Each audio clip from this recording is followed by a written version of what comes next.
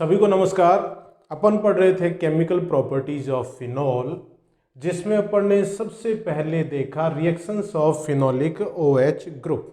Phenol में जो पाए जाने वाला OH समूह है उसकी रासायनिक अभिक्रियाओं की अपन चर्चा कर रहे थे और उसमें अपन ने सबसे पहली प्रकार की अभिक्रिया पढ़ी एसिडिक नेचर ऑफ फिनॉल।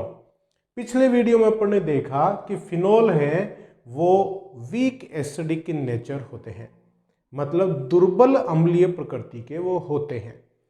क्यों होते हैं, कौन कौन सी अभिक्रियाएं हैं जिनमें फिनॉल अम्ल की तरह व्यवहार करता है, क्या उसके पीछे कारण है, प्रतिस्थापियों का उनके अम्लीय गुणों पर क्या प्रभाव पड़ता है, ये सारी चीजें अपन पिछले वीडियो में डिस्कस कर चुके हैं। आज अपन इसी टॉपिक को आगे बढ़ा रहे हैं, एसिडिक नेचर ऑफ फिनॉल। इसी में कुछ नए टॉपिक अपन ऐड कर रहे हैं जिनके बारे में बोर्ड एग्जाम में बहुत बार पूछा जाता है। देखिएगा, comparison between acidic nature of phenol and alcohols. Alcohol तथा फिनॉल के अम्लीय गुणों की तुलना की, इनकी अपन तुलना करें कौन सा ज़्यादा अम्लीय होता है। तो देखिएगा अपन कैसे करेंगे। सबसे पहले अपन देखें फिनॉल। फिनॉल होता है वीक एसिडिक इन नेचर और ये क्या करता है, ब्लू लिटमस को रेड कर देता है।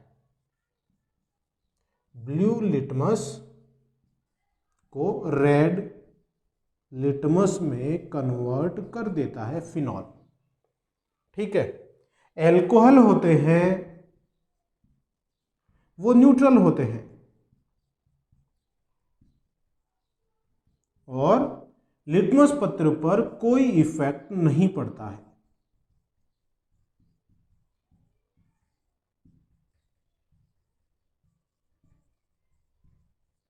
No effect on litmus paper. अब ऐसा क्यों हुआ? फिनॉल में भी OH समूह है, एल्कोहल में भी OH समूह ही पाया जाता है, तो दोनों के अम्लीय गुणों में इतना अंतर कैसे आया?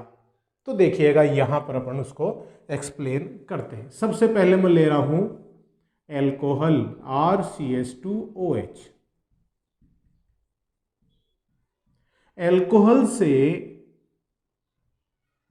जब H+ निकलता है तो उससे बनने वाला जो आयन है उसे अपन क्या कहते हैं, एल्कोक्साइड आयन। और फिनॉल में से जब H+ आयन निकलता है तो उससे बनने वाले ऋण आयन को अपन क्या कहते हैं, फिनॉक्साइड आयन। ये है फिनॉक्साइड आयन।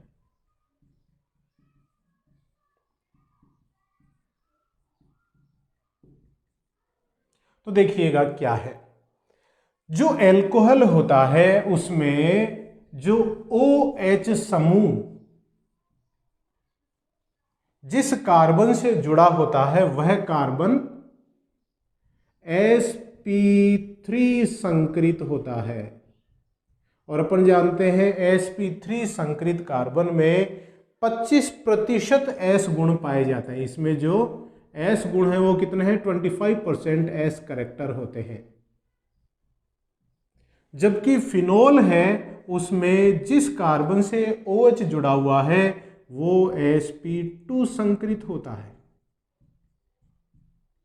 और उसमें 33.33% S गुण होते हैं। फिनॉल में जिस कार्बन से OH जुड़ा हुआ है उस कार्बन का संकरण sp2 होने से S गुण ज्यादा होते हैं। S गुण ज्यादा होने से क्या होगा, फिनॉल का यह कार्बन इस ऑक्सीजन को इलेक्ट्रॉन न्यून बनाएगा, इससे इलेक्ट्रॉन खींचेगा। तो इस OH पर, फिनॉल वाले OH के ऑक्सीजन पर इलेक्ट्रॉन का घनत्व कम हो जाएगा। इलेक्ट्रॉन का घनत्व कम हो जाएगा तो OH के मध्य जो बंध है उसकी पोलैरिटी बढ़ जाती है, ध्रुवणता बढ़ जाती है। ये ऑक्सीजन है, ये H के इलेक्ट्रॉनों को, इस बंद के इलेक्ट्रॉनों को खींचेगा और H+ का निष्कासन आसान हो जाएगा। जबकि एल्कोहलों में ऐसा नहीं है। एल्कोहलों में देखिए S गुण 25% ही है, तो ये कार्बन ऑक्सीजन को इतना ज़्यादा इलेक्ट्रॉन न्यून नहीं कर पाएगा, अतः ऑक्सीजन और हाइड्रोजन के मध्य बंध की ध्रुवणता कम होगी और उसमें से H+ का निष्कासन भी कम होगा। तो पहला कारण तो ये है कि जिस कार्बन से OH समूह जुड़ा हुआ है उस कार्बन की संकृत अवस्था कौन सी है, तो उसके द्वारा अपन ये समझा सकते हैं। दूसरा, एल्कोहल में से H+ आयन का निष्कासन हुआ तो क्या बना, एल्कोक्साइड आयन बना, और फिनॉल में से H+ आयन का निष्कासन हुआ तो क्या बना, फिनोक्साइड आयन बना। फिनोक्साइड आयन है ये अनुनाद द्वारा स्थायित्व प्राप्त कर लेता है, ये पढ़ने पिछले वीडियो में इसकी अनुनादी संरचनाएं देखी। जबकि एल्कोक्साइड आयन में देखिए क्या है, O- के साथ में ये एल्किल समूह जुड़ा हुआ है जो +I प्रभाव के द्वारा इस ऑक्सीजन पर ऋणावेश को बढ़ा देगा, और अपन जानते हैं किसी भी आयन पर आवेश का मान जितना ज्यादा होगा उसका स्थायित्व कम होता है। तो देखिए एल्कोक्साइड आयन का स्थायित्व तो कम हो गया और फिनोक्साइड आयन में अनुनाद के कारण स्थायित्व बढ़ गया, तो स्थायित्व का क्रम क्या हो जाएगा, स्थायित्व का क्रम O-, ये जो बेंजीन वाले से जुड़ा हुआ है ये हो गया फिनोक्साइड आयन,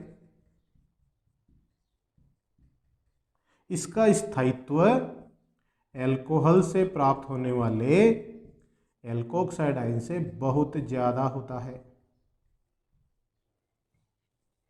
ठीक है, और अपन जानते हैं जो ज्यादा स्थायी होता है वो ज्यादा बनता है, तो फिनोक्साइड आयन ज्यादा बनेगा। फिनोक्साइड आयन ज्यादा कब बनेगा, जब फिनॉल में ऑक्सीजन और हाइड्रोजन के मध्य बंध के विदलन से H+ ज्यादा निकलेंगे।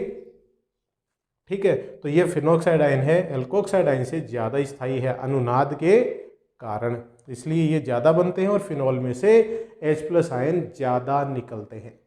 तो ये दो कारण हैं, इन दो कारणों से आप ये बता सकते हैं कि फिनॉल अम्ल की तुलना में ज्यादा स्थायी, अम्ल की तुलना में ज्यादा अम्लीय क्यों होते हैं। फिनॉल है वो एल्कोहल की तुलना में ज्यादा अम्लीय क्यों होते हैं, आप ये आसानी से समझा सकते हैं, बता सकते हैं। क्लियर, तो ये है comparison between acidic nature of phenol and alcohols. अब देखिए नेक्स्ट अपन क्या देख रहे हैं,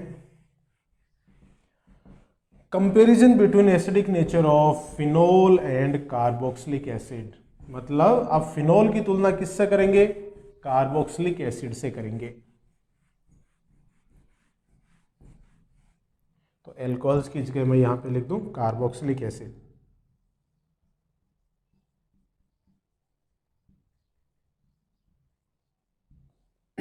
तो देखिएगा जो फिनॉल होता है वो वीक एसिडिक होता है,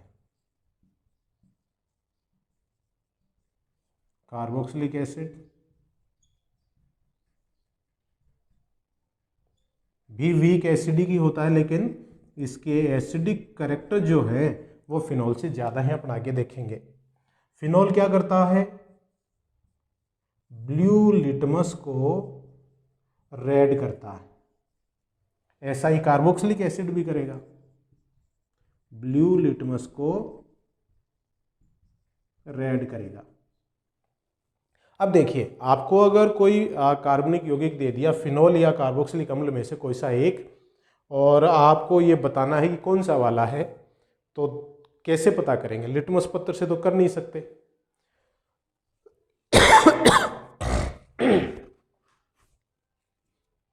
लिटमस पत्र से तो अपन फिनॉल और एल्कोहल में अंतर बता सकते हैं, क्योंकि एल्कोहल तो ब्लू लिटमस को रेड करता नहीं है, फिनॉल करेगा।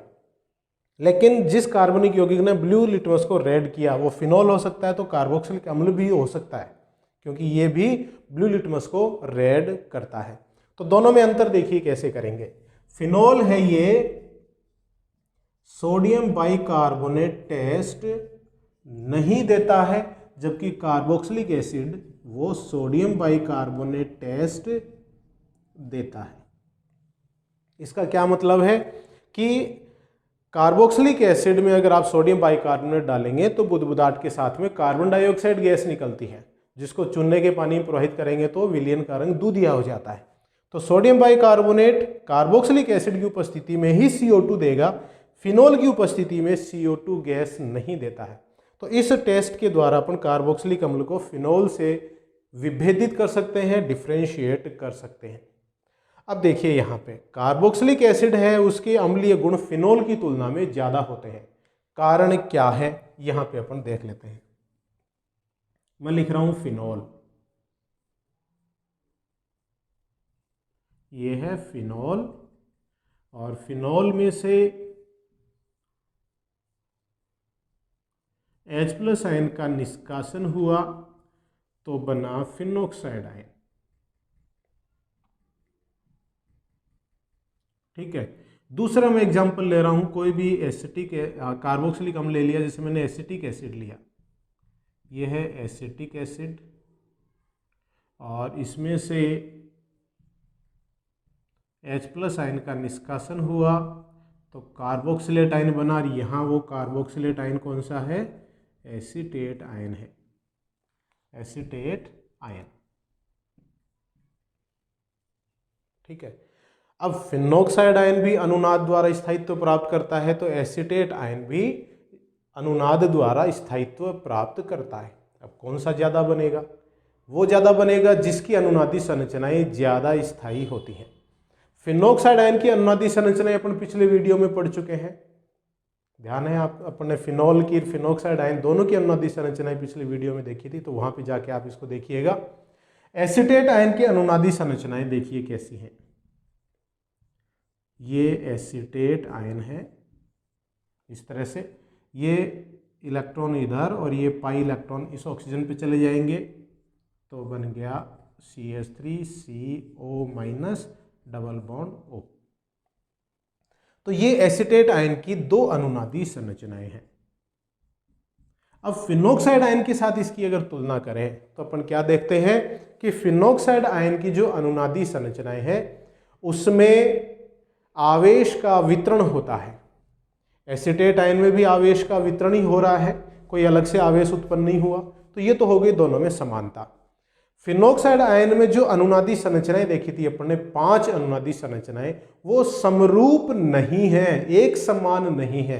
जबकि एसीटेट आयन की जो 2 अनुनादी संरचनाएं हैं, दोनों अनुनादी संरचनाएं कैसी हैं? समरूप हैं, आइडेंटिकल हैं, एक जैसी हैं। तो वे अनुनादी संरचनाएं जो आइडेंटिकल होती हैं, समरूप होती हैं, वो उन अनुनादी संरचनाओं से ज्यादा स्थायी होती हैं जो आइडेंटिकल नहीं है। ठीक है, तो अनुनाद के लिए देखिए आप विशेष तौर पर ध्यान रखिएगा। अपन ने फिनॉल, फिनॉक्साइड आयन और एसीटेट आयन तीनों में अपन ने अनुनादी संरचनाएं देखी। फिनॉल में क्या हो रहा था? आवेशों का पृथक्करण हो रहा था, सेपरेशन ऑफ चार्जेज हो रहा था। फिनॉक्साइड आयन में क्या हो रहा था? डिस्ट्रीब्यूशन ऑफ चार्ज हो रहा था, लेकिन अनुनादी संरचनाएं समरूप नहीं है। एसीटेट आयन में क्या है? डिस्ट्रीब्यूशन ऑफ चार्ज है, आवेश का वितरण है, और संरचनाएं भी समरूप हैं। तो सबसे ज्यादा स्थायी वे अनुनादी संरचनाएं हैं जिनमें आवेश का वितरण होता है, साथ में अनुनादी संरचनाएं समरूप भी हों। सबसे ज्यादा स्थायी तो वो हो गई। फिर उससे कम स्थायी वे अनुनादी संरचनाएं हैं जिनमें आवेश का वितरण हो रहा है, अब उसमें समरूप संरचनाएं नहीं हैं। और सबसे कम अनुनादी संरचनाएं वे होती हैं जिसमें आवेशों का पृथक्करण होता है। तो फिनॉल की अनुनादी संरचनाएं सबसे कम स्थायी, उससे ज्यादा फिनॉक्साइड आयन की अनुनादी संरचनाएं हैं, और उससे ज्यादा स्थायी हैं एसीटेट आयन की अनुनादी संरचनाएं। तो इसकी अनुनादी संरचनाएं सबसे ज्यादा स्थायी हैं, तो जो स्थायित्व का क्रम है वो क्या हो जाएगा? स्थायित्व का क्रम एसीटेट आयन है वो फिनॉक्साइड आयन की तुलना में ज्यादा स्थायी होता है। इसलिए अपन कहेंगे ज्यादा स्थायी है वो ज्यादा बनेगा, मतलब ये एसीटेट आयन ज्यादा बनेगा। ज्यादा कब बनेगा? जब एसिटिक एसिड से ज्यादा H+ आयन निकलेंगे। तो अपन कह सकते हैं कि जो कार्बोक्सिलिक अम्ल होते हैं वो फिनॉल की तुलना में ज्यादा अम्लीय होते हैं, फिनॉल की तुलना में। तो देखिए फिनॉल, कार्बोक्सिलिक एसिड और एल्कोहल, तीनों के लिए अगर अपन क्रम लिखें तो ये क्रम क्या हो जाएगा। और साथ ही अपन एक जल को भी इसमें इंट्रोड्यूस कर दें तो देखिएगा, सबसे कम अम्लीय है एल्कोहल, उससे ज़्यादा H2O, उससे ज़्यादा फिनॉल, और इनमें सबसे ज़्यादा कार्बोक्सिलिक एसिड। ये इनके अम्लीय सामर्थ्य का क्रम होता है। बहुत ही इंपॉर्टेंट है। एल्कोहल, H2O, फिनोक्साइड आयन और कार्बोक्सिलिक एसिड क्यों होता है। इनसे प्राप्त होने वाले जो ऋणायन हैं H+ आयन के बाद, उनके स्थायित्व का क्रम देखिए आप। एल्कोहल से क्या मिलेगा RO-, H2O से क्या मिलेगा OH-, फिनोल से क्या मिलेगा फिनोक्साइड आयन, और RCOH से क्या मिलेगा RCO-। इनके जो स्थायित्व का क्रम है वो देखिए, सबसे ज़्यादा स्थायी कार्बोक्सिलेट आयन, उससे कम स्थायी फिनोक्साइड आयन, उससे कम स्थायी हाइड्रोक्साइड आयन, और सबसे कम स्थायी है वो एल्कोक्साइड आयन। तो ये क्रम है स्थायित्व का क्रम। और ये ऊपर वाला क्रम है अम्लीय सामर्थ्य का क्रम।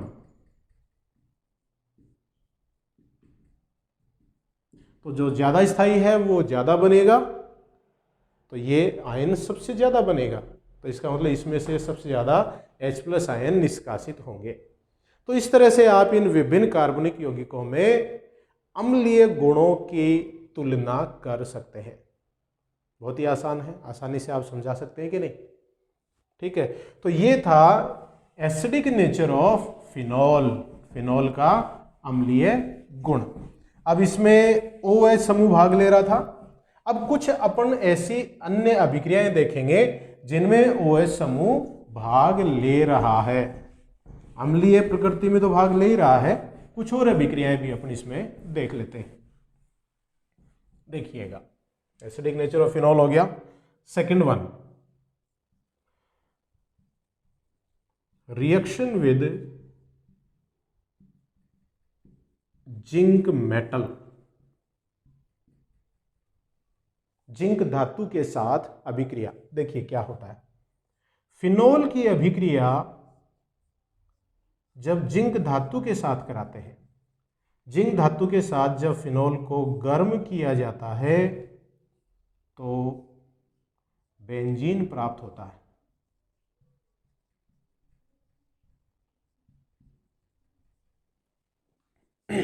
बेंजीन प्राप्त होता है।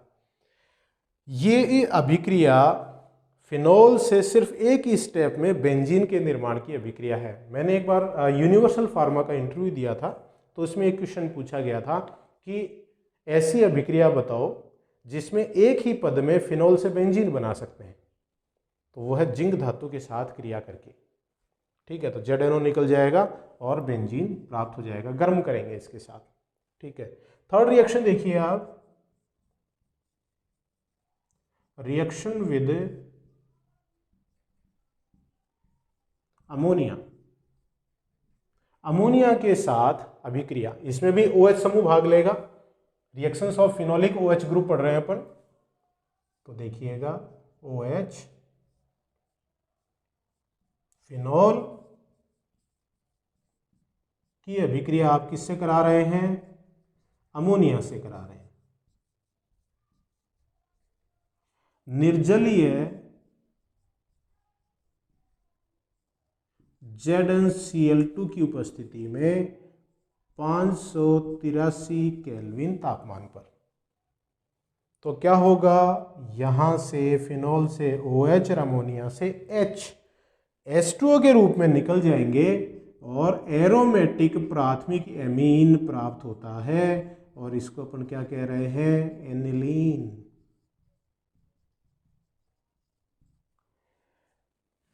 एनिलीन का निर्माण होता है। तो इसमें भी देखिए OH समूह ने भाग लिया है अभिक्रिया में। तो यह है reaction with ammonia. Next reaction है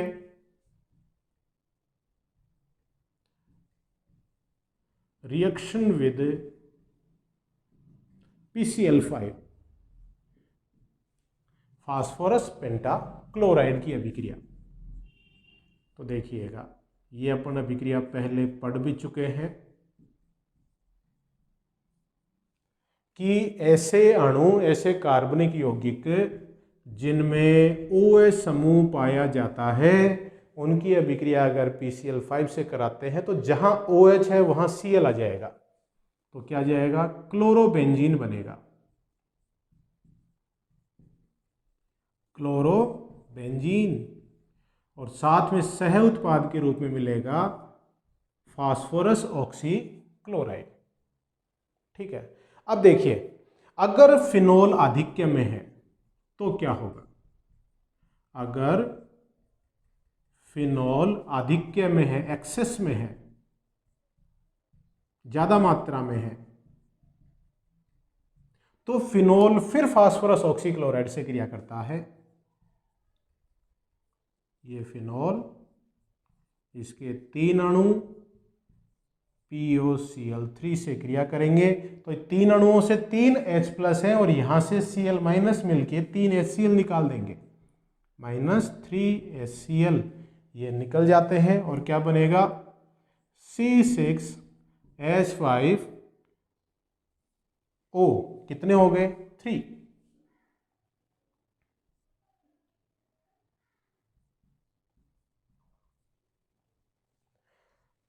ये हो गए, तो ये हो गया ट्राइफेनिल फास्फेट, ट्राइफेनिल फास्फेट। इसको मैं यो भी लिख सकता हूं, C6H5 का होल थ्राइस PO4।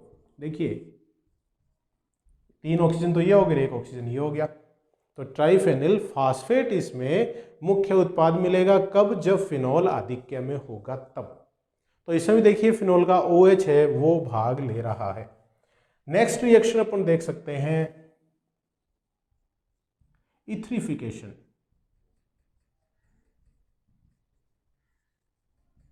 इथरीकरण जिसको आप कह सकते हैं। फिनोल से आप ईथर का निर्माण भी कर सकते हैं। कैसे करेंगे, ये फिनोल,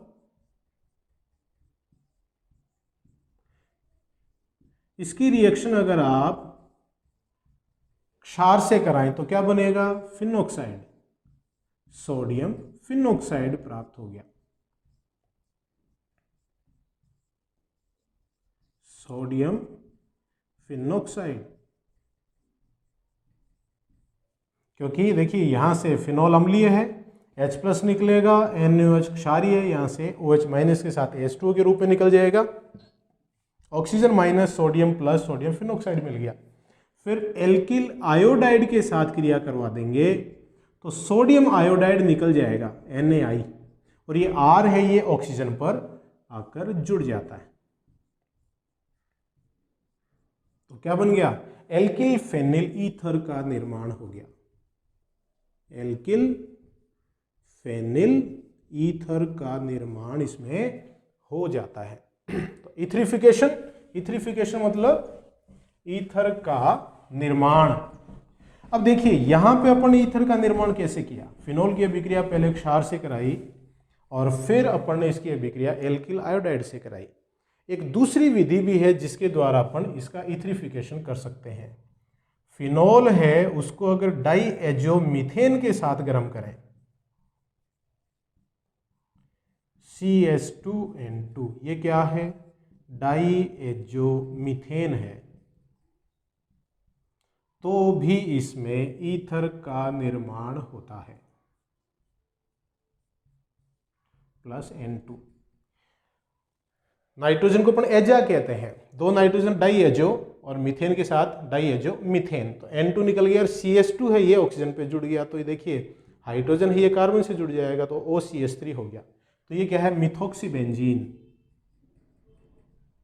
मिथॉक्सीबेंजीन जो कि ईथर है, COC बंद है कि नहीं इसमें, ठीक है। तो इस तरह से आप इथरिफिकेशन कर सकते हैं, ईथर का निर्माण कर सकते हैं। अब देखिए इसमें अपन फिनोल में ऑक्सीजन के साथ एसिटिल समूह जोड़ेंगे तो उसे कहेंगे एसिटाइलेशन, जिसको अपन एस्ट्रिफिकेशन भी कहते हैं। ये अपन ने पढ़ा इथरिफिकेशन। और नेक्स्ट क्या है, एस्ट्रिफिकेशन।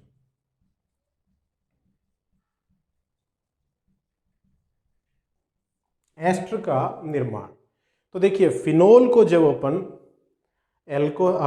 कार्बोक्सिलिक अम्ल के साथ में, एसिटिल क्लोराइड के साथ में या एनहाइड्राइड के साथ में गर्म करते हैं तो एस्टर का निर्माण होता है। देखिए कैसे।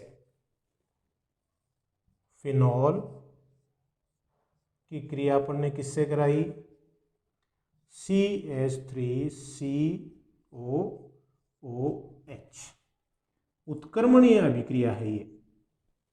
तो फिनोल में से यहां से H और कार्बोक्सिलिक एसिड का यहां से OH H2O के रूप में निकल जाएंगे, और ये जो कार्बन है CH3CO ये इस ऑक्सीजन पे जुड़ जाएगा, तो OCOCH3, तो इसका नाम हो गया फेनिल एसीटेट। Phenyl acetate. तो इसमें देखिए RCOOR, इस तरह से ये एस्टर का निर्माण हो गया। तो ये क्या है, यहाँ पे एस्टर है कि नहीं। वैसे ही देखिए अगर फिनोल की अभिक्रिया अपन एनहाइड्राइड के साथ कराएं तो कैसी होगी। फिनोल CH3CO,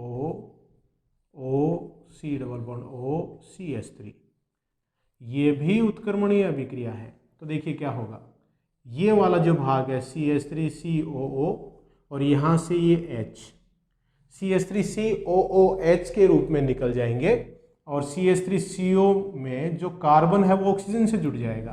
तो ऑक्सीजन से ये कार्बन जुड़ा और ये है COCH3 के रूप में, तो ये बन गया वही फेनिल एसीटेट।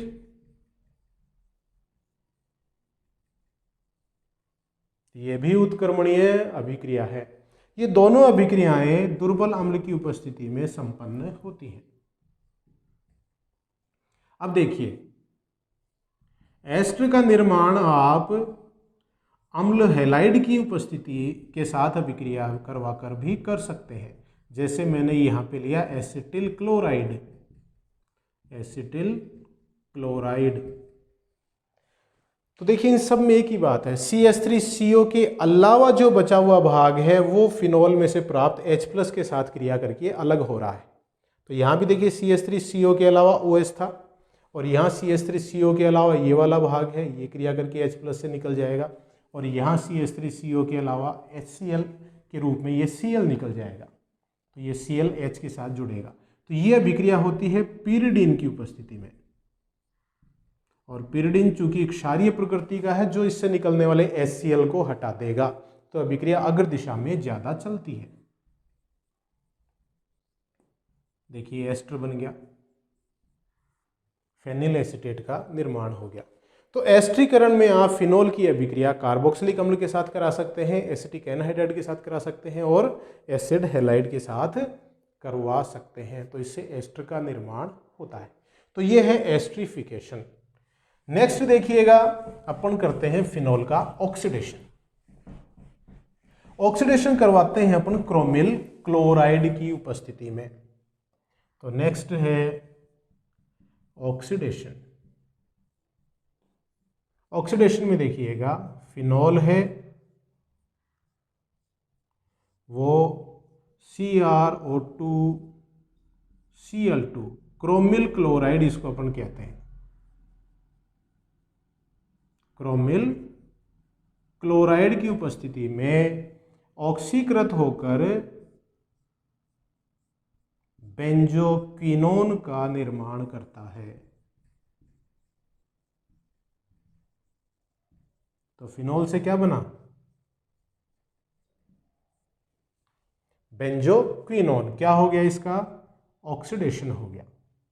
और इसका रंग कैसा होता है, पिंक होता है, गुलाबी रंग का होता है। तो अपन कहते हैं ना फिनोल को अगर कुछ समय तक रखा रहने देते हैं तो उसमें गुलाबी रंग उत्पन्न हो जाता है। तो वो किस कारण से होता है, उसके ऑक्सीडेशन के कारण होता है। उससे बेंजोक्विनोन बन जाता है जिसका रंग गुलाबी होता है। तो ये रिएक्शंस थी जिसमें फिनॉल का OH समूह भाग ले रहा है, OH वाला जो भाग है वो पार्टिसिपेट कर रहा है।